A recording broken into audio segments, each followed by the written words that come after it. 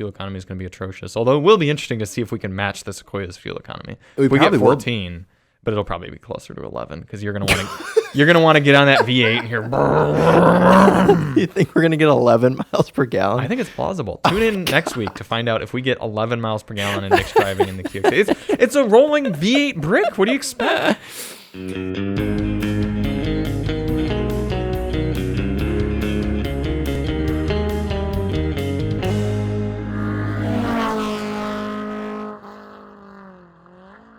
Notice how warm and fuzzy this is? Sherpa. Yeah. Let me guess. It was a Christmas gift.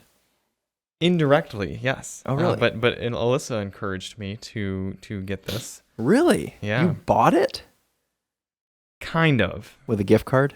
Kind of. With money that was given to you as a gift? Not necessarily. Okay, so explain how you received it or came across it or whatever. Someone gave me a gift, and I don't want to disclose necessarily who it was on the podcast. Or what it was, right? Yeah. That I essentially had a duplicate of already. I see. So I returned this, and for the store credit, I returned the jacket, and with the store credit got this. And it's nice because these jeans are flannel lined, and this sweater is Sherpa lined. That's and right. you know me, I'm a being warm enthusiast.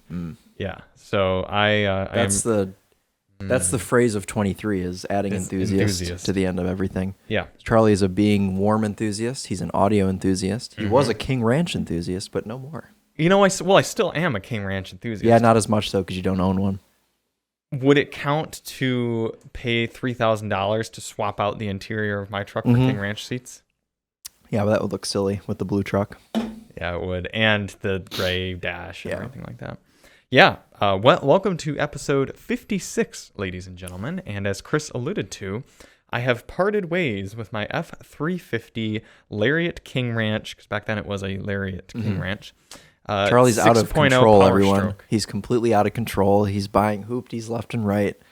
You know what I think the real reason is you want to pass me in amount of cars owned. So you've gone through 3 in the past month. Well, the funny thing is it's all thanks to you. That's right. I have done it to myself. Mm-hmm. Well, yeah. You should own more cars than me because you are older than me. I have to catch up. You've been able to drive for 3 years longer than I have. Mm-hmm. So yes, I have descended I've ascended the degenerate ranks. And I am now an F250 Super Duty owner. Mm-hmm. It is a 2003, just like my last truck. Yeah. 5.4 liter V8. And it is an extended cab XLT short bed. Yeah, it lifted up, but still with... Is it lifted? Yeah, it's lifted. It's lifted up, but it's not much, maybe an inch or two. Mm-hmm. And it's got the OE base wheels and tires on it, though, so it looks a bit silly. Because, you didn't say why. Because it has massive fender flares on it. Because, in the previous owner's defense, he was running bigger wheels and tires on it. So they probably were actually pretty squared up. Yeah, they probably looked nice. But then when he went to trade it with you, he put the stock ones back on. So it looks like, I don't know, what does it look like? Like that. Yeah. For those of you listening, it was sort of shrugged and very, very narrow. Mm-hmm. Narrow for the truck. The proportions are a bit strange. But it's a cool blue like a BMW color. i3. It does look a bit like a BMW i3. Leave it to me to get a heavy duty truck that looks like an i3. Yeah, also what color is it? I'm gonna look up here. We're gonna take a look see here. Together. Most of the truck is the same color. Chris, are you capable at all of moving this way? No, the other way. I know. Okay. And then bringing the mic with you. Better.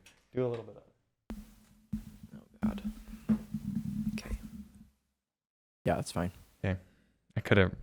We rearrange the camera every time. Every episode. Part of it is because this tripod's right where I need to walk. So you could move that stuff and walk around it. Yeah, that is true. But if we go too far back with the camera, then the desk gets in the way. No, I mean, you could move this stuff. And use that as a walk around it. Well, you all are just going to have to see Chris off center for this. Anyway, truck color. Most of the truck is the same color. In fact, it's close to the color of this Chrysler Town & Country that I bought Charlie for Christmas. But the passenger door has been repainted, probably because it was smashed into. Likely. All right, so here is the That actually looks like the F250, color that it is. F350 brochure from this year. And it's always, if you're ever interested in a used car, you're kind of getting jazzed about it or whatever, look up the brochure. It's always the most fun way to, one, you see everything that was offered on the truck the and the specs and powerhouse everything. of torque. Yeah, this is what I did have. Yeah, this is just going to make me miss my F350. See, that's what I would like. A long bed. That's a King Ranch, isn't King it? Ranch. Yeah, as tough as Texas is big. Yeah, that's what we had. Anyway, let's get down to the Trackstar this is mine, XLT. Oh, they made a sport package, which I do not have. That would have given me... That would have given you the colored grill. Actually, you're right. Yeah. See, so I was telling you that they did make the grill colored. XLT Sport Crew Cab. Well, let's scroll down and see what that would have given. Packages here. Look at this. You can get... These are all the Topher specs. Angle of departure, ramp breakover angle, height, ground clearance. My ground clearance, super cab, short wheelbase, 4x4, 8.3 inches. Still less than a Subaru Outback. Glad that you brought that up. Thank you. Although mine is lifted, so presumably it's a little bit higher. all my specs here, the alternator and bore stroke of the motor. That's pretty cool. Oh, this says 260 horsepower. Ooh, so 10 more than the Maverick. We pointed out that our 2022 Ford Maverick has nearly the identical horsepower figure to my Super Duty. The cool motor of the day, though, the 6.8 liter Triton V10. Yeah. Even though it only 310 revs horse. to like 5,000 RPM. Yeah, and 425 pound-feet of torque. Actually, the 7.3 Power Stroke would Well, be the the one 7.3, yeah, but good luck finding a 7.3 truck for 10 grand.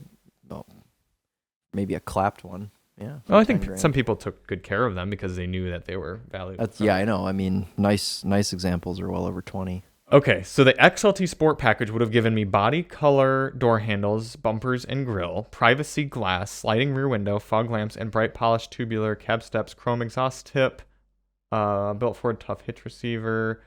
This is why I don't think I have the Sport package. 40-20-40 two-tone cloth seats. I don't think my rear seat is 40-20-40. I think it's 60-40.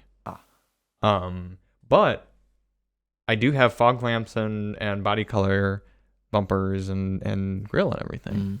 So it's possible. And unique leather wrapped steering wheel and unique ebony interior accents. You may actually have the Sport pack. And front and rear rubber floor mats. So I might have an XLT Sport package. Yeah. What else could you have had? I do have the FX Off-Road. So definitely have that. Don't have King Ranch. Don't have Lariat. Don't have the pickup box delete. Yeah, I think that, although it's possible those things could also have been just like optional add-ons. But anyway, we were doing color. Yeah, because back then you could actually like put a little lot of things on. Yeah. Anyways, yeah, I want to see what that color is. Down. Further down? Yeah, I can see it on the left. Here we There's go. all the wheels. Interior, exterior. No. You actually have the actual palette if you go down one more. There you go. Oh, you have that. I have Sonic Blue Sonic Metallic. Blue. That was the color of my Focus. Oh. I own another Sonic Blue Ford. Charlie just got so nostalgic and excited. Sonic Blue Metallic F250. Yep, that's what you got. This is essentially my truck right here, although this is not an FX4. Or a Sport appearance pack. Yeah, see, this is probably what the grill would look like if it were... Well, it would be chrome, right? It's the same grill, it's just chrome. That's Sport appearance pack? No, because the grill's chrome. Should have been body color. Yeah. Must have a pretty rare truck. I was going to say, here we go. There you go. This is actually pretty close to what my truck looks like. Blue painted grill. This is a 350, but FX4, and this is a full cab, I guess. Yeah, the front end looks like that. Yeah, similar. So, all in all, even though everyone's already turned off because no one comes here You to don't get care. it's stuff about Super Duties. No, I thank care. you. Yeah. Thank you, Chris. You're I welcome. appreciate that. And I care too. So you all can just care with us. Yes. But we did have some other exciting cars here at DMHQ this week. First off, you're all dying to know what was our opinion of the 2023 Chevrolet Equinox Really Sporty Edition. I think that badge is a bit of a misnomer. Rally Sport. It is. It's much overused and also misleading a lot of the times because some manufacturers actually put it to work, like Ford, but then other ones like GM just slap it on the back of a car like. And yeah, the Focus RS and the Equinox RS don't really have quite the same cachet, do they? No, they don't. The ride quality is vastly different. Yes, it is. Yeah, and the powertrain's a bit more exciting in the Focus. Yeah. Mm-hmm. Yeah. Not very rally or very sport in the Equinox, but it did have a panoramic sunroof and a cool Harvest Bronze metallic paint color. It's the best color I've ever seen on an Equinox. Best spec. Who would have spec'd that, Cody? I doubt it. He was probably a little new for that. It's probably all just like a computer that poops it out or something. I don't know. Okay, well, if you're the computer that pooped out the spec of our Equinox, good job, because it's actually about as good as you can get on an Equinox. So yeah. Chris didn't enjoy the seating position very much. No, it was a little. Your elbows can't go back very far, and I think Chris might have a little bit longer arms than me, so it was a little bit more uncomfortable. The center console's pretty high raised up, so you had to kind of have your elbow upright. And what Chris appreciates, and I'm just speaking for you at this point. That's okay. What Chris appreciates about domestic crossovers are when they drive like couches. Yes. Very comfy, floaty. You can just kind of get in and be like, oh, okay. And then I'm home. The Equinox RS was not like that. So it wasn't engaging to drive, but it also wasn't remarkably benign and comfortable. So it was kind of like, well, what am I doing here? Right. I appreciated the Traverse because, like you said, it's just like a couch. But the Equinox, you get in it and you have to drive it, and it's just like, oh, I don't want to. Yeah. Yeah. The other problem with the Equinox, and it comes into similar concept, but it's with that class, the compact crossover class, you can still have an exciting to drive car that's a compact crossover. Yeah, like the Mazda CX-5. Porsche Macan. I mean, it's very capable. Just because it's a crossover doesn't immediately make it a rolling box. Right. Whereas once you get up to Chevy Traverse type size, and maybe even with the Blazer, you give it more of an excuse for just being unengaging. Yeah. Because you're just like, yeah, what do you expect? It's a 3-row crossover. Like, nothing really in that class. I mean, unless you're getting into like an AMG or an M product, nothing's going to be fun and exciting to drive. It's not like you get in a Hyundai Palisade and you're like, whoa, or anything like that. Although you can hustle Palisades. Well, you can, and even the Mazda CX-9, like, yes, it's kind of sporty, but it's still a big boy. Yeah. Right. So I have more. That's a hungry, not even a burp, just a stomach. Yeah, it's hungry. Readjustment. I had some hors d'oeuvres before. Is that what you're referring to? I had a salad and a nachos Lunchable. Oh, you got them both. Finishing it off with a San Pellegrino flavored Melograno and Arancia, which I think is orange and pomegranate, right? Isn't that what that means? The pictures on here tell me it's orange pomegranate. It's very good. I had half of one of those that was heated up in the inside of the Infiniti Q80, and I quite enjoyed it.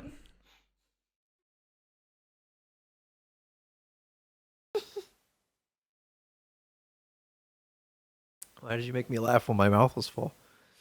I'm just I forgot I left one in there. So and then you drank the other. Okay, anyways. I did. Yeah. We concluded this morning, and we both drove the Equinox quite a decent amount. Yeah. We concluded that it's not bad.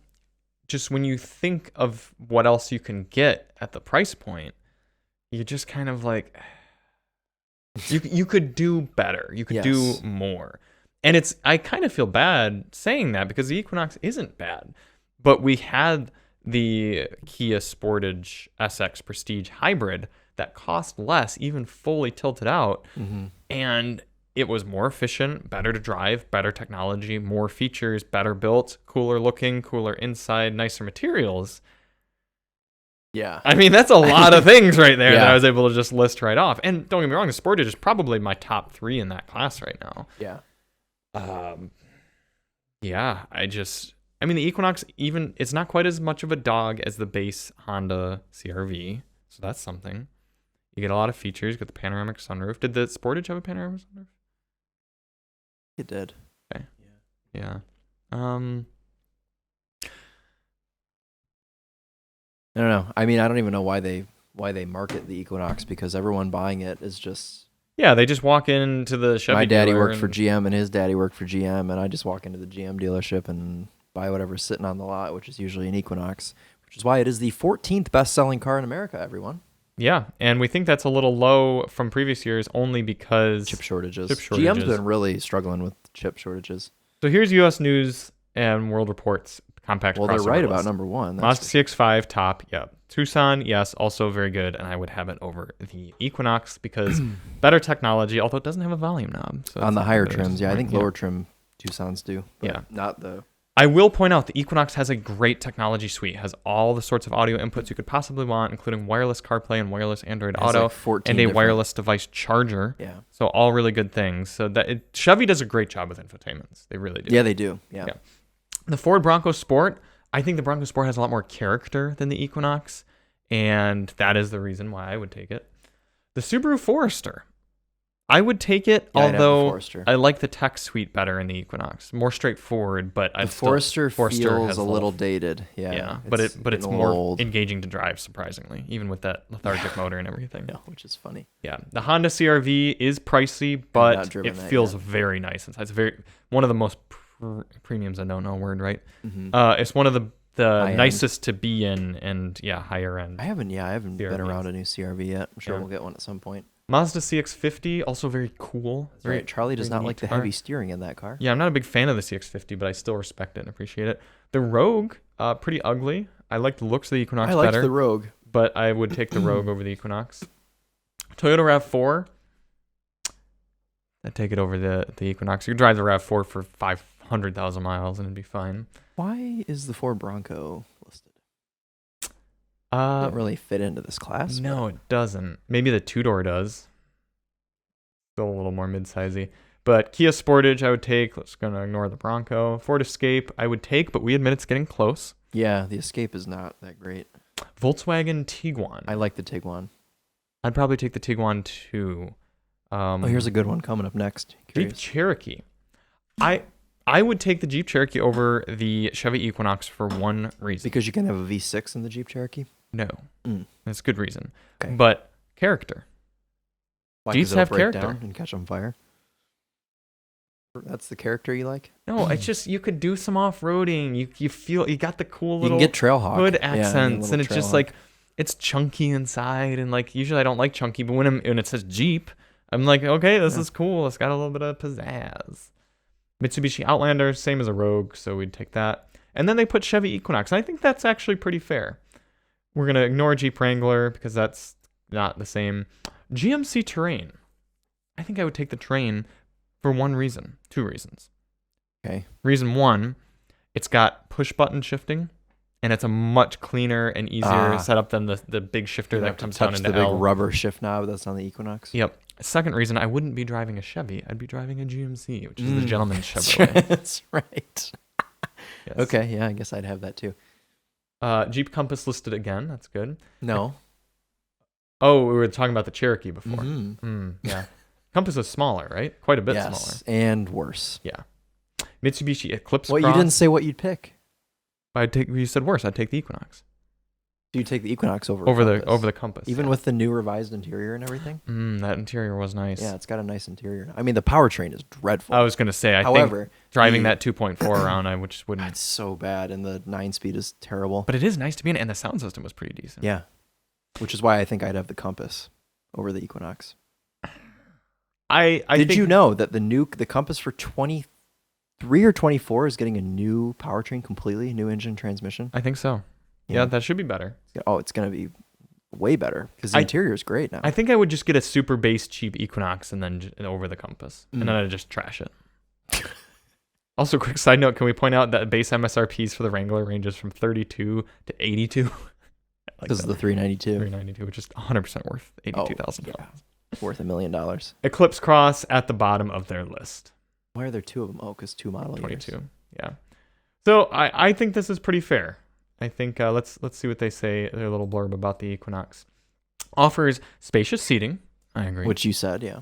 A user-friendly infotainment system. Yes, which you said. And above-average fuel economy. That's not true. I don't think so. We got 24 in our mixed driving and 29 on the highway. 29, okay.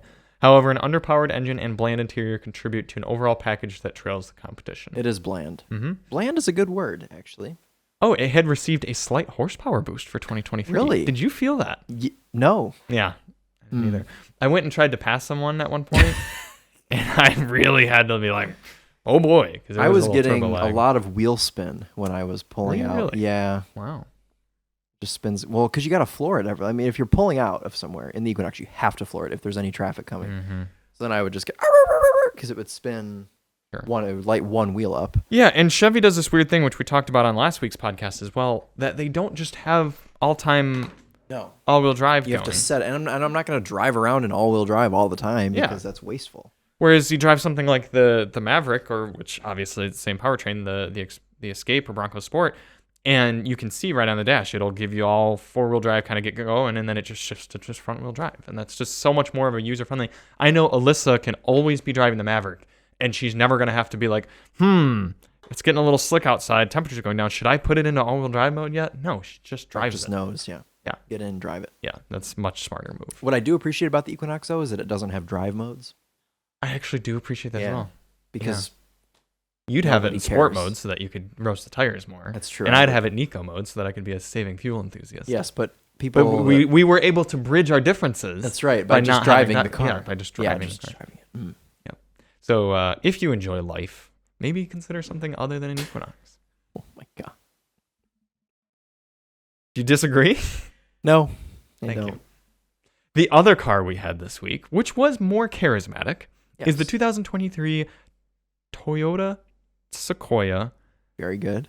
TRD Pro. Very good. In? Solar Octane. That's right. Two fun colors this week, Solar Octane and Harvest Bronze. Yeah. Yeah, two good colors. Green and orange. Green and orange. Just like us. Yeah. Except yours is more red. It's definitely red. Oh, it looks very red on camera. Mm-hmm. Yeah. And you think that this looks black. In this lighting, it does. You go outside and it looks green. Yeah. But also, that's Carhartt? Yeah. We are so branded today. You've got Kith and Carhartt, and I've got Eddie Bauer. Eddie Bauer. Yeah. Very nice. Oh, it doesn't say Eddie Bauer? It doesn't have a badge, so I didn't know. Oh, it's a debadged Eddie Bauer. Yeah. It's and these are Eddie Bauer pants, too. Oh, nice. Mm-hmm. Yeah.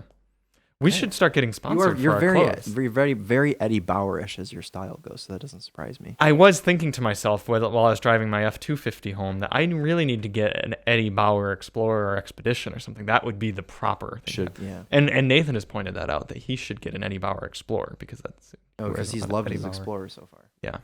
Yep. Also, his Explorer has only a 400-pound lower tow rating than my F-250 Super Duty. That's funny. Yeah. I can tow 7,000 pounds? In theory. Okay. I mean, I don't know who's going to hook it up. It's risky. 200,000-mile, 20-year-old car to put that on there. Speaking of that sketchy towing, and anyone that lives in Michigan will know exactly who I'm talking about. I'm not going to say his name, but I follow this guy on Facebook, which is going to sounds hilarious, but... It's a very boomer statement. Yeah, he... The reason I follow him is because he's full of friends. I know the guy. I've bought parts from him before. He's a local guy, and he has a big scrapyard, junkyard thing that he parts out cars, whatever. And about you getting a phone call? No. Okay. Are you gonna try and find who I'm talking about? No, I'm letting you talk. Okay. He does once every few months he'll rent a car crusher, and he'll crush a bunch of cars to clear out his yard, pay his bills, whatever. Well, anyways, every time he goes through this whole thing... What we need for our shops, just a big crusher to come and clear out... Crush everything, lot. I know. He'll post on Facebook and say, hey, I'm looking for junk cars. Let me know if you have a junk car. I'll come and get it. And he's always using a different truck or vehicle to tow everything with. He's got a trailer or whatever he goes and picks up things with. His latest vehicle that he's been towing with is this 2013 base model Porsche Cayenne. That's kind of cool. And... it's the most hilarious thing because he'll post a picture every time he picks up a car because it's another reason for him to post and be like, hey, if you have junk cars, let me come get them. He posted a picture of this Cayenne towing a 3,500 diesel Chevy truck. And the back of the Cayenne is just on the ground. And I'm like, that is so cool. This guy's using this Cayenne to its full potential. And someone commented geez, I can't believe you're towing with that. What's the towing capacity? He goes, I don't know, but I've towed 60 cars with it this month and it's been fine. Hasn't broken once. That's and I'm awesome. Oh my God, that is such a testament to Porsche. Geez. Kudos to you. Well, it is a great point that if you really want, Porsches are so excellent at just doing whatever their intended purpose is to the nth degree. Right. And so the Cayenne is a very, very capable vehicle. Could you get the V10 diesel in that car, or just the six? I think his is a diesel? V6 gas. I don't even think it's a diesel. I think it's like a base Cayenne. Because you could get an TDI. You could get a diesel. Yeah, actually, the guy I bought my Cayman S from had a diesel Cayenne. Okay. And when we were going through the processor, and I was hanging out at his house for a little, and we're doing paperwork and stuff, and he's like, I think it was a 2015. He was like, yeah, man, this thing's great. It's a diesel. He's like, plus it's under the Dieselgate recall, so it has like warranty for the next like 10 years. I'm like, oh, that's sweet. He's like, yeah, I'm just going to drive this thing until the wheels fall off, basically. That's pretty cool. So, yeah. The Sequoia that we had was also a towing enthusiast. It was. It had big old tow mirrors. Yeah. Yeah. It was hard to see out of properly because these tow mirrors were huge. And you'd go to turn out onto a road, and you'd think there was nothing there to your left and in front because you couldn't see. And you'd pull right out, and there'd be a Chevy Cavalier. And that's right. End its life because the Sequoia's 80,000 pounds. The Sequoia is massive. How much do you think it weighs? I'll check how much it weighs. I'm gonna say 5480. 5480 is my guess. I need to come up with something to say about the Sequoia while Chris is typing it in. It also had an optional roof rack that we're going to talk about a little more. 6,150 pounds. Okay, so that's quite a bit under. Holy crap. I almost said 6, but that seemed high. Is that the Turd Pro or just the Sequoia in general? That's the Turd Pro. Okay. Ours weighed more because it had a roof rack. Yeah. And tow mirrors. So this roof rack wasn't just some crossbars. It was an entire metal apparatus on top of the vehicle. Kind of like what you get on a 4Runner, but not quite, because the 4Runner one's more like a basket. Yes. And this was just like a flat slab of metal.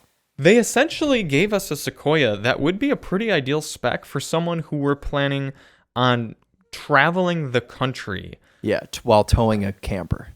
And needed to have 6 to 8 people in the car and put all their things like Grunwald style on the top. Yeah. And rope it down, strap it. I almost wonder if maybe our car was used in some sort of a demo at an event for towing. Yeah, for towing and for putting crap on top of. Yeah. That's plausible. Although this only had like 2,000 miles. Yeah, but it could have been a mannequin. Yeah, it could have. Apparently, this roof rack was not super thoroughly designed by Toyota's the way I understand it is that development team. The roof rack was not developed necessarily for the Sequoia. It was just a roof rack that they decided kind of last minute, okay, we're going to make this an option, slapped it on. And I heard that during testing, the roof rack was falling off, as in there was so much wind resistance, so much wind. Yeah, I imagine it was less of a fall and more of a being like ejected. Yeah. You know, like the scene in Too Fast, or actually, no, it's the first Fast and Furious, when they're in the orange Supra going down the highway, and one of them is like stuck on a semi, and Brian's like driving the Supra, and the Supras have like a removable target top, and he unlatches it, and he just goes, and he pushes it, and it goes, and it goes flying off. That's what I imagine the roof rack was doing. Probably pretty close. Yeah. And even though they have mended the ejection feature it didn't fall off, so that's good. But it does still create quite a bit of wind turbulence on the top of your car at 70 miles per hour. If you put your hand on the headliner, you can feel it like pulling, essentially pulling the roof up because it vibrates. So it's, I wouldn't go for the roof rack. I would just... Right. Quick side note. I had the idea the other night, and this isn't an idea of saying we should do it, but it's just kind of like someone could do this sort of thing.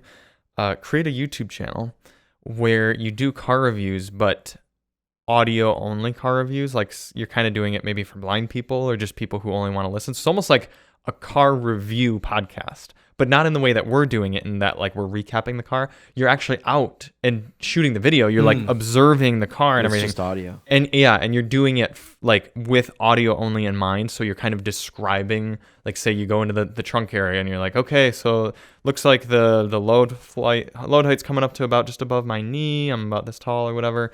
And the carpet is feels fairly thick, but it's got this rubber mat on top that sort of has ridges and an outline around it. It's just kind of an idea that I haven't considered. I don't know if anyone does that out there anymore. Yeah. So it'd be sort of a blend between an observational car review and ASMR, but not like I love ASMR. Not full ASMR.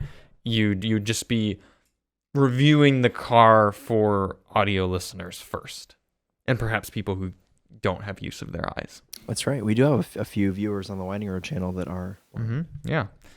Because we do such a good job. I've been told that I do the best ASMR on Winding Road. Really? Mm-hmm. Who told you that? I don't know. Somebody. I forgot. Apologies if you're listening, but I was told that I do the best ASMR. Someone left it in a comment. I think it was on a Topher video. And, there's always the comments on the Topher videos that are like, who is this guy? And then people explain it. And then someone wrote under it and was like, oh, yeah, and he's the best at ASMR on Winding Road. And I was like, oh, glad that's being recognized because I do actually try and make good ASMR. I touch things and make little pitter-patters, Mm-hmm. Now I'm wondering if you need to either move the mic a little bit more or if you do need to swoop back to the right. Because I think the problem is you turn and look at me and like right now, there you go. Your mouth is past the mic, whereas you want. There we go. Now it'll be in the mic. Yeah. I didn't know the mic could turn. Look at that. It turns. Mm-hmm. Yeah, and if you look through just at the right angle, you can actually see the little microphone apparatus. I also need to get you a dead cat. A what?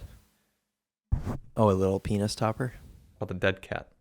Why is it called a dead cat? Well, because if you look at something like my recording microphone that has the big fluff on it, it looks like a dead cat.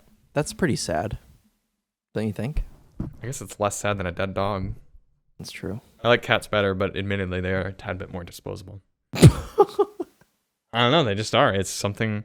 It's like the thing, like our pigs. It's sad when a pig is dead. Also, like the universe just distributes cats. Like you just find cats. Mm-hmm. They like spawn in. Yeah. Mm-hmm. You don't necessarily find dogs. I mean, you can. Sometimes people find dogs, but cats, like, you just find cats. Well, and also, if you just find a cat, there's 100%, like, it's totally likely it could still be a very good cat. If you just find a dog, it's probably not like a beautiful, like, Australian Shepherd and like, oh, you're just here. Like, I'm going to bring you in. Yeah. It's something. My friend, it's a 2002 Cadillac DTS with mismatched doors. That's right. My friend adopted a dog that grew up on the streets of Detroit, and it's been a big... they've had to do a lot of training, and the dog still has behavioral issues. It'll always have that. Like, it's on meds and things, but it's it's been a journey. It's like buying a project car. Yes. Yeah. It's like cats are like used Toyotas. They're gonna be fine. That's right. Dogs are like used Chryslers. Yeah, or a BMW M5 with an SMG. Kind of. Now I'm like not in the shop, Charlie. You'd almost think after a year of doing this, we'd have it down. Every time. Oh, just scoot a little bit to the left. Scoot a little bit to the right. Oh, I'm going to mess with the camera. I'm going to move the camera a little. Oh, let me make sure all the mics are plugged in. Hey, can you speak into the mic and make sure the levels are okay? It's every time. See, the key is that the viewers think we're just trying to piece this together, but it's actually, this is all intentional to lengthen the podcast. That's right. Yeah. How long have we been going? We don't know what our fourth car is yet today. Oh, that's right. We don't. Yeah. Well, it'll be a surprise for everyone. Maybe they can write in the comments and what they think we're gonna get. If we even get one. It's been getting cut closer and closer to our delivery time about when we actually get to know, and we still don't know. Joe might just send something and just be like, "Okay, yeah, here you go." Mm-hmm. But yeah, the other weird thing with the Toyota Sequoia is the trunk area. They had to get very creative with how to package it. Because there's hybrid battery under the floor. And every Sequoia is a hybrid. Yes, every Sequoia is a hybrid, so all of the Sequoias have this. The third row of seating functions fairly well for what you'd consider to be a larger mid-size crossover, something like a little bit larger than a Hyundai Palisade or Toyota Highlander. Not quite as roomy as either a minivan or something like a Navigator, Yukon XL, that sort of thing. You're going to have more room in one of those larger vehicles because of the lower floor and slightly larger vehicle in general. Where the Sequoia gets interesting is behind the third row seats, they've developed a 3-tier movable shelf system that is supposed to facilitate different methods of utilizing the truck. You can have the third row stowed flat. It's not like flat, but it's a flat surface of the third row seats because they fold down.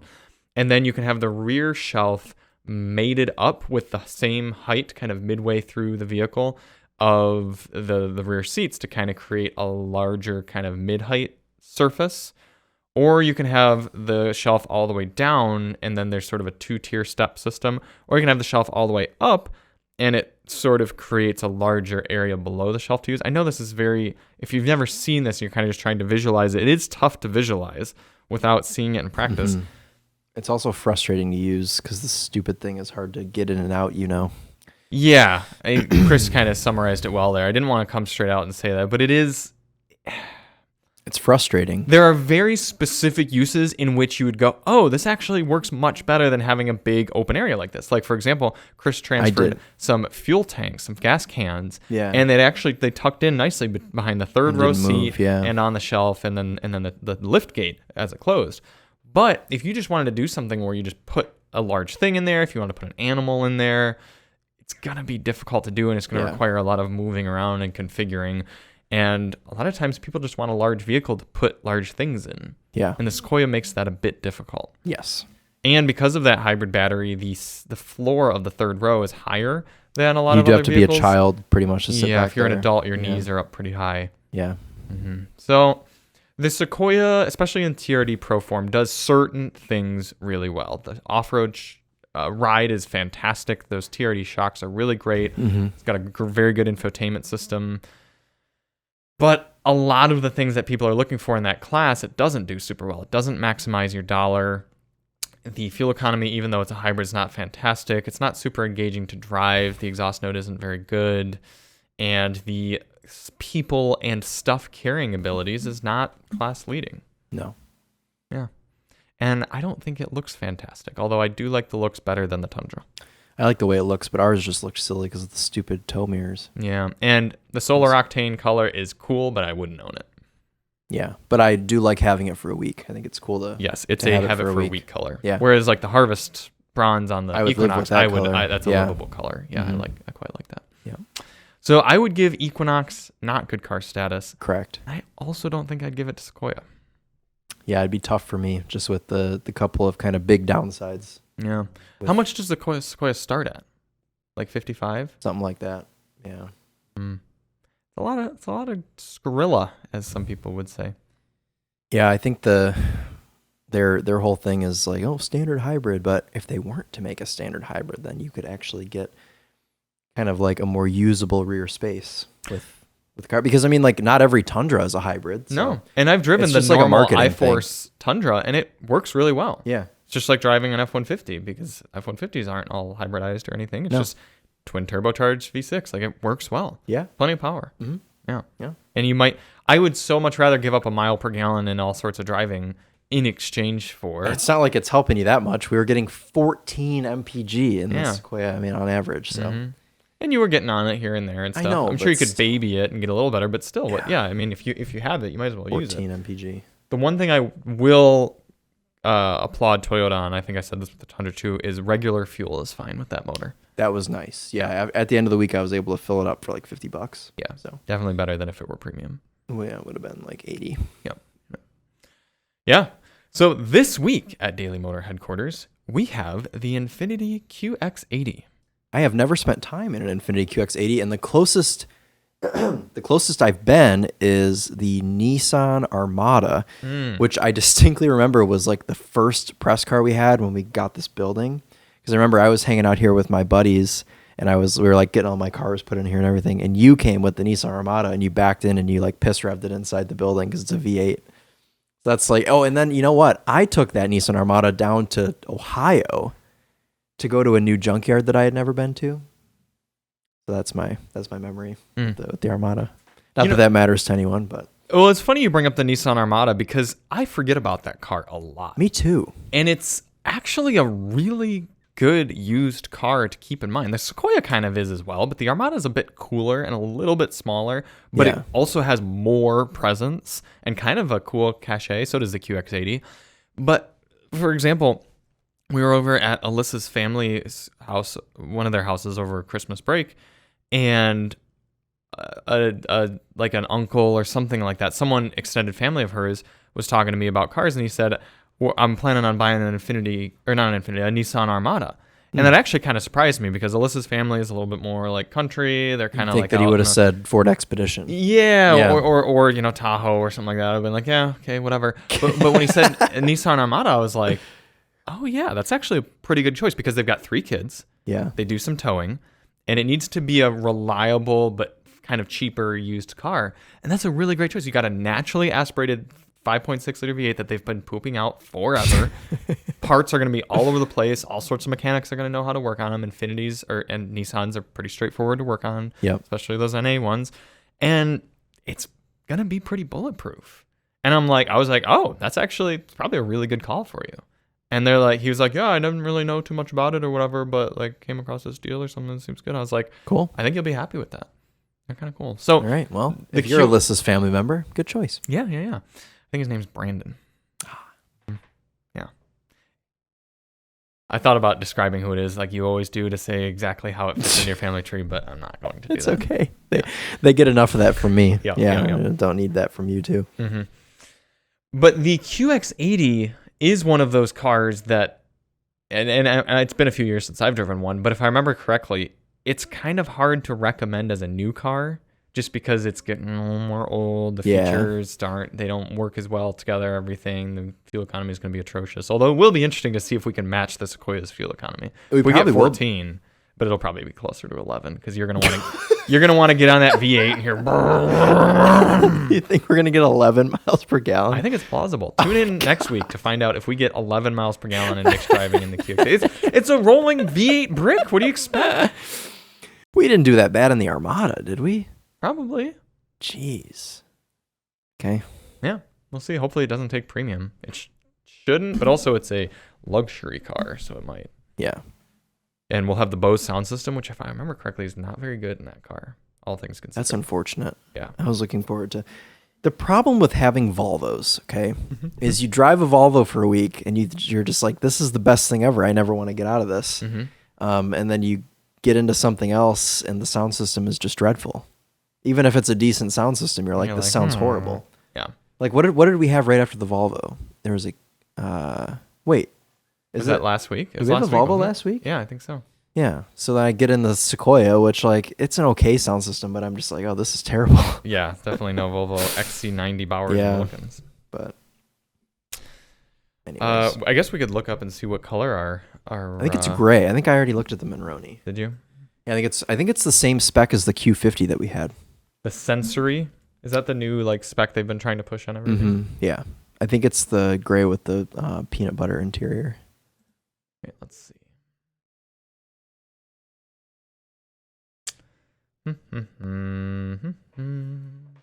QX80 Sensory all-wheel drive and anthracite gray. Yeah, anthracite on saddle brown. Yeah, it's the same as the Q50 we had. There's no Monroney on here. Oh, sorry, window sticker. I'm curious how much it costs. Let's do this.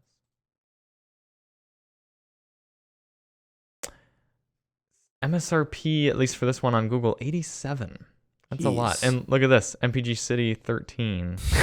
MPG Highway 19. 8,500 pound tow rating though. 0 to 60 in 6.2 seconds? Yeah, it's 400 horse. Dang, that thing's going to hustle. Yeah, exactly. And it revs out to 5,800 for peak horse. Wow. Yeah. I'll be curious. I mean, it'll definitely be interesting, but these things do get pricey. I've always liked the way they look though. Yeah. I've always thought they're neat. Especially me being an Infiniti enthusiast. You do love Infinitis, yeah. I think it's just such a mean car. It's a car that looks like a stormtrooper in the rear and just a brute in the front. Yeah. You know what I really liked though is the first gen QX80. Do you remember those? I had one of those as an Uber once in Chicago. No, those were called the QX56. You're right. Yeah. Look at how cool it looked, like a robot. Yeah. And of course, showing one at the junkyard, that's appropriate. And showing one on rims, also appropriate. 04 Rich, baby. Look at that's a car where if you were like in a parking lot by yourself, oh my gosh, and one of those pulled in, you'd be like, ooh, I'm getting out of here. Yep, 100%. But they designed it for their target market. They really got the mafia. Mm-hmm. Yeah, that was peak Infiniti time, man. Late 2000s. Mm-hmm. Yeah, you loved that. Yeah. You should try and trade your F-250 for one of those QX56s. Because you could still tow. You could still carry things in it. Problem is I can't just chuck things in the back. Yeah, you could. No, you're Charlie. The same way. Rude. And also, no. The closest I could get to that was the Excursion. What if you get a QX56? Okay. We cut the back and then make it into a pickup truck. That would be sweet. It'd be like an Escalade ESV. Why don't I just get an Escalade ESV? That would actually be a very Charlie car. Would it be, though? Because I thought that you had a distaste for early 2000s GM vehicles. That's true. But Including didn't they make the ESV Escalade all the way up until like 2006? I think they made it until like 2009. Yeah. Yeah. I mean, I still have a distaste for later 2000s GMs, but there's more. Those are quite expensive still. Yeah. Almost seems like Cadillac needs to come back out with the ESV. That would be sick. Could you imagine an ESV V? ESV. Yeah. Yeah, that'd be sick. Yeah. Also this week, Just put it in post here. Yeah. Yeah, very true. Yep. I've always wanted to drive one. Yeah, I think it'll be neat. I think it'll be cool to see how tune back in next week to see what we think of it. Yeah. Yeah. I'm going to take it to the junkyard probably. Charlie will tow something with it, and Emily will leave things in it. And Alyssa will get it dirty with her boots. Okay. Yeah. That's Daily Motor, everyone. That's Daily Motor. Yep. Chris will leave half-drank water bottles in it. And a receipt from Pokefish. I haven't had Pokefish in a while. I still have never gotten Pokefish outside of the one that I got with you. The one that I bought for you. Yeah. Yeah, I guess you bought me one, and then didn't we first discover it together? Like we got it together. Well, I was DoorDashed or something. No, I was already out there because we like went separate ways for lunch, or I don't know what was going on. But anyways, I went out there and I was like, "Hey, do you want a Pokeball?" And you were like, "Yeah." And then I brought you one. Today we might be trying. Oh, I see. This is all. Oh, wow. Prime Nachos. Where did this come from? And smoothies. why is it printed? Although, to be fair, the way he formatted it kind of looks like Prime and Smoothies Nachos. Prime and Smoothie Nachos? And what is this? Can we back up for a second? Because earlier Charlie goes, "Why don't we do a lunch with Daily Motor?" And now he's pulling out a menu for a nacho place. Well, so what is this? Story time. Okay. With Daily Motor. Oh, is this the owner of the pickup truck who owns a nacho place? No. Okay. Not quite. I conducted a trade for my two trucks, as we covered at the beginning of the podcast. So this does have to do with the trucks. Okay. Yes. And as part of the negotiations, as we had went back and forth and discussed how to facilitate this trade, the owner of the blue truck that I now have in my possession wanted me to change the oil on the diesel as well as fill it up. And then he was going to fill his truck up, and I was like, all right, oil change is like $100 worth of oil, but okay, fine. If that's going to do it for you, we'll make it happen. And so I changed the oil and then went to go get diesel fuel.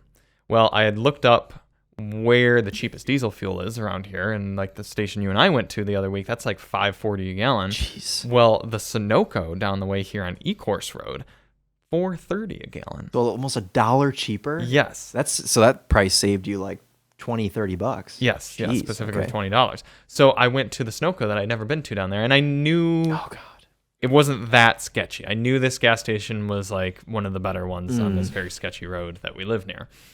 And I went inside. Well, I didn't have my wallet on me, so I had to go inside to confirm that they took Apple Pay, and they did. So I went back out, was filling up my truck, and it's a large fuel tank in that truck, so it was filling up. Well, it was one of those gas stations where on the right side was the convenience store, and on the left side was a kind of restaurant type place. And it was entirely new and renovated and everything. And this is where the Charlie part comes in. Free samples listed up on the door. So I was like, oh boy, free stuff. I'm going in. And so I went on in while my truck was filling up, and there's this nice gentleman. I think his name was Isaac. And he, just 2 weeks ago, has opened Prime Nachos and Smoothies. So it's gas station nachos. It's gas station nachos. And smoothies. And smoothies, apparently. And... Okay.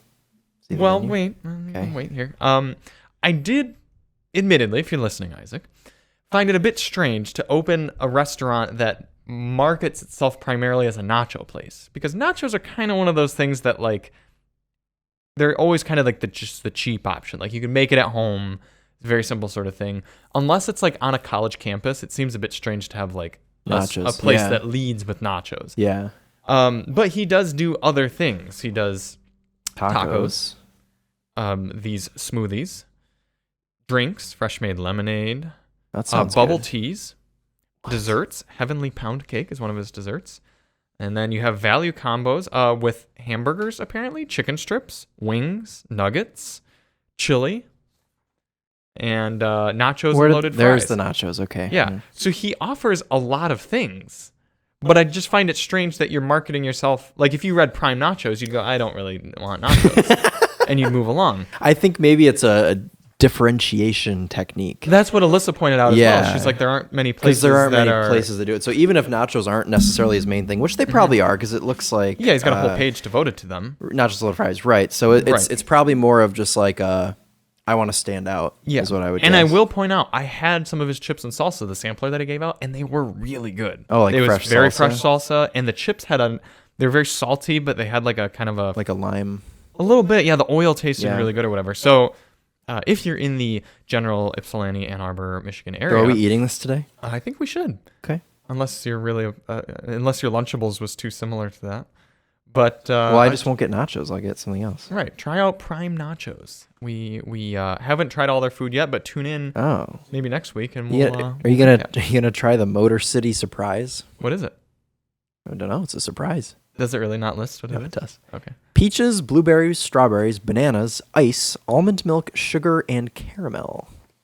It honestly sounds pretty good. Do you say caramel or caramel? I say caramel. I saw caramel. Caramel. Caramel. But when I read it as caramel because it goes C-A-R-A. But if I'm just talking caramel. I think the only people who say caramel is from that one commercial where it was like, hey, you got my chocolate and your caramel. And I was like, oh, you got my caramel and your chocolate. Orange cream hint of spice smoothie. Okay. Oranges, peaches, bananas, ice, sugar. Here's where it gets weird.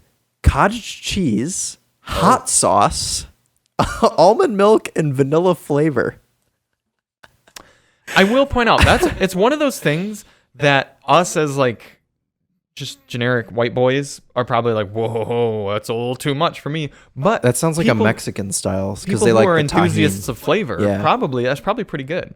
Like, I'll admit, I've never tried cottage cheese because it just seems like something. I think I'd probably like it. You would like it, but I'm just too scared of it. Because it's like looks curdled. And it even sounds gross. I guess I just don't get why you do cottage cheese and then go through the trouble of using almond milk.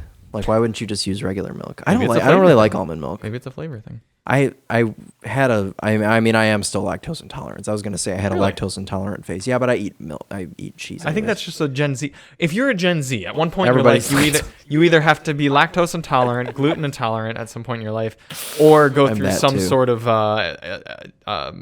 LGBTQIA plus careful with that, Charlie.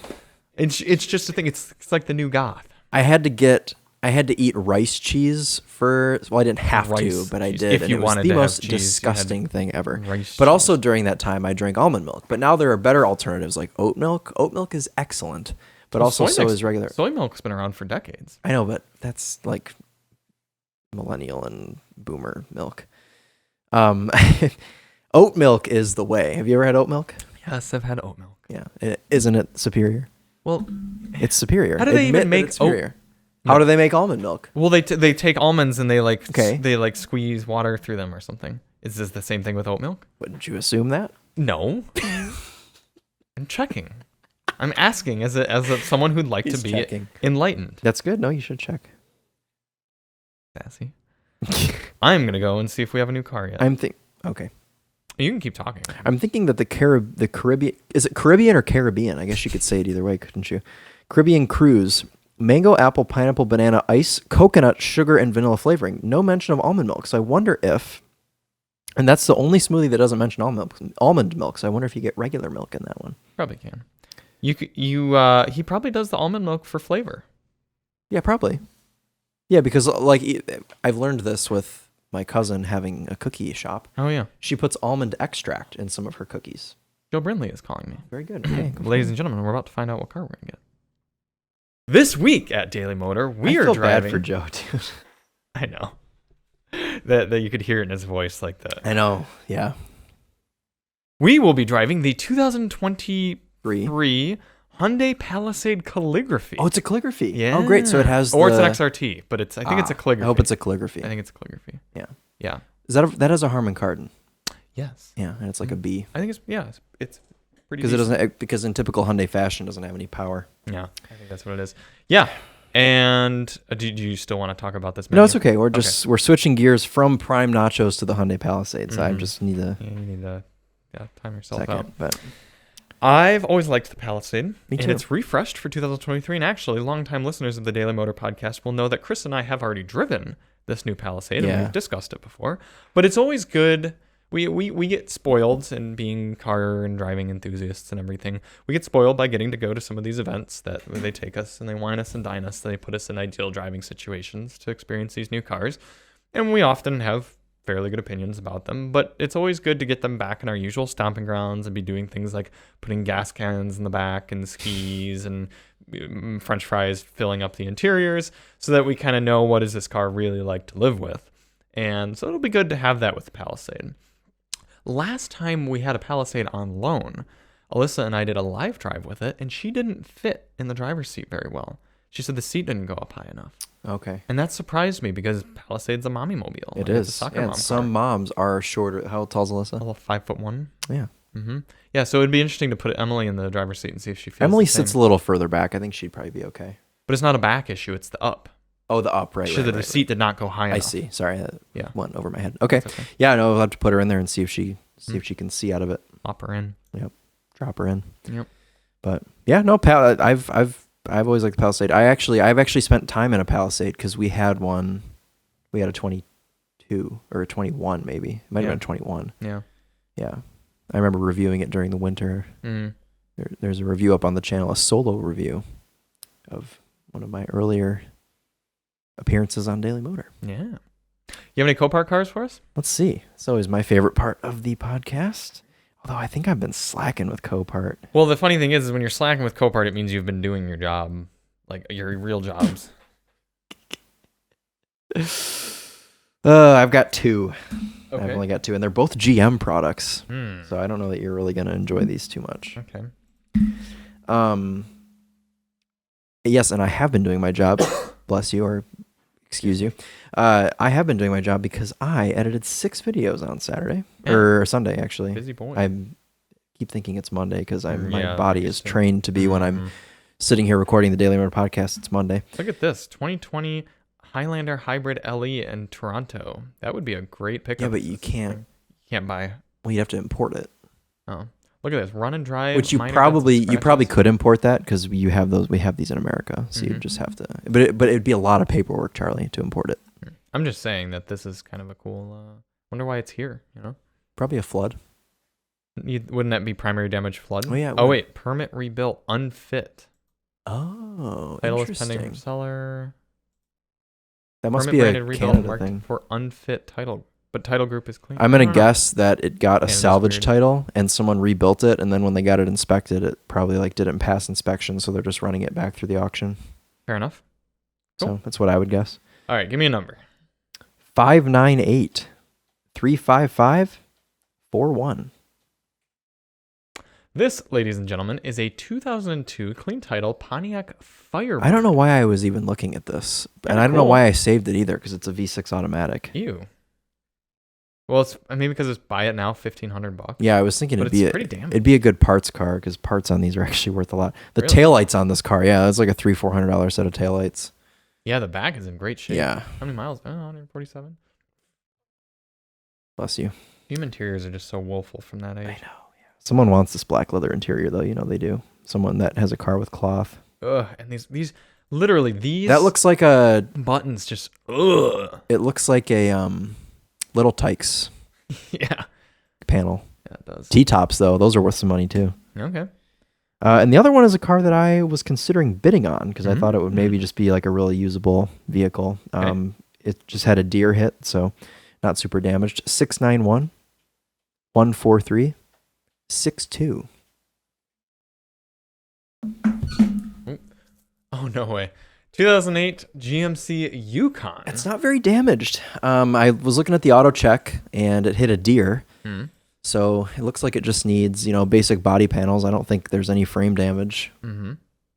I mean, you should never assume that. Right. But the problem that I encountered when Nathan and I sold one of these Yukons that's right. I forgot you had one. is You had the extended body though on your. yeah, it was an XL and it was a extended Denali. wheelbase. The clientele that's interested in buying these at Sketchy. 180,000 miles and people you don't want to deal with. Yeah. What did people you end who up... bought the car with $20 bills. Really? How much did you sell that car for? Like $6,000. I was gonna say this one of 20s. This one would probably be worth like $5,000 fixed. Yeah. So He was a bit uncomfortable doing the transaction in the police parking lot, put it that way. And then he proceeded to lose the title immediately. Or as I was considering, perhaps lost the title since I had signed it and everything. I don't know. I don't know what his deal was, but either way, finally got the title to him, and it was a huge thing because it was my stepbrother's car, so I couldn't just go get an instant title. And yeah, that sounds horrible. Yeah, I'm not selling cars for family members anymore. Just saying, I'll still probably do, but it's one of those things. There are things in life that you do, and you're like, this is just way too much hassle. I'm never doing this again. And then 6 months later, you do it again. Yeah. Like buying a 6.0 Power Stroke, I'll probably do that again. That's right. Hopefully. And just like your Roadster and everything, well, you have it, you're probably like, this was dumb. I just want to be done with it, gone with it. Same with the AMG and everything. But give it a year and something like that will pop up and you'll be like, oh man, I used to have one of those and it was great. Yeah, well, it'll be something new and you'll be like, oh yeah, it's an automatic 986 Boxster for only like $3,000. Like I'm going to scoop it up and then it's just going to sit in the garage for 2 years. And then Keone's going to put $8,000 to work into it and then you'll sell it for $7,000. So I usually don't sell cars for losses. No, you're good with that. I am curious if that Lexus SC sold because I saw it went up for auction. It did. Yeah, there was a buy it now for $1,900. Yeah, it kept lowering, or maybe it might have gotten down to $1,800 actually. That's a good deal. Like if I didn't have money wrapped up in this stupid truck, probably. I mean, yeah, it would have been a good one to buy. Yeah, it would have been. Parts are probably expensive though, because those don't end up in junkyards ever. Yeah, that's true. So it would have been one that had been ass packed. Right. What? Yeah. Mm-hmm. Well, thank you so much for tuning in to episode 56 of the Daily Motor Podcast. We will be back next week to tell you about life. Actually, next week we'll be on the beach. Next week we'll be on an airplane. Yeah. And then we'll be shoehorning ourselves into a Toyota Mirai. Unless you can get a second car. We need to resolve that, don't we? Yeah. Yeah. Because I have a Toyota Mirai booked for us to drive around, and Chris informed me that the car has no trunk space. It does not. You would have known that if you would have watched my Topher review. Yeah, I would have. I don't watch YouTube videos anymore. I don't either. I'm too busy making them. Neither, yeah. I don't blame you. Mm-hmm. And yeah, so we'll figure out the whole podcast situation. But Chris and I will be taking a vacation. What's likely going to happen is you and I will probably record next week's podcast on Monday. Yeah. Or sorry, this is going to come out next week. I was going to say, we don't even need to. 2 weeks from now's podcast, we're going to record next week on Monday. Yes. And then we'll skip the following Monday, Tuesday's recording. So we're going to be back to like recording the day before. Yeah. Yep. Yeah, because the podcast that went up today was last week's podcast. Yep. Which was a good episode. And it's 10 of 10 right now. I'm a bit bummed because it was a very entertaining one we recorded. It was probably the funniest. Like just I'm a little low energy today, admittedly, because I didn't sleep very well last night. And I woke up at 5 a.m. I'm sorry to hear that. Yeah, Soreness or something? Or sore? Or no, I just I don't know. I was like waking up. I don't know. Just didn't sleep very well. And then time to go to bed? 1? Yeah, something like that. Probably 2, actually. Yeesh. I probably went to bed later than midnight fewer than 10 times last year. Well, you're older than me. So you just go to bed earlier. Yeah, I know. Sometimes I like to have quiet time, and the only quiet time is at 2 a.m. When no one is texting me and no one's talking to me, I can just sit down. I do start hitting you up at 9 in the morning, and I know that you're not going to reply until 11, but I have messages queued up for you. It's like also. I was going to say. And also, and then, yeah. I was going to say. In fact, I actually save some things to message you because I know you're going to be sleeping, so I don't want to overload you too much, so I wait until you've given me a response to one thing, and then I send you the less important things after that. Chris called me yesterday at I don't know what time. It was probably 9:30 or 10 because he came here and he dropped his BRZ off and he took my Roadster because I told him earlier in the week you can just take it as a loaner. And he called me and he used to, because my phone sits on Do Not Disturb, he used to call me and then immediately call me again because if you it would blow through. Yeah, because you can blow through Do Not Disturb if you call twice. But now he just he doesn't. He'll call me and he'll just leave it alone because I think he knows that I'm sleeping. Mm. But I just thought that was funny because I used to always wake up from calls from him, but I think he did it enough times where he's like, okay, I should probably not. But I was I wanted to write in the group chat with you and him and be like, anyone that messages me or calls me before 11 is not getting a response until 11. Like, it's not, you're not going to hear from me. It's good of you to set healthy boundaries. Yeah. It really is. We'll be back next week. Thank you for watching. We are Chris and Charlie with Daily Motor. And as always, Prime Nachos on. Prime and Smoothies Nachos on.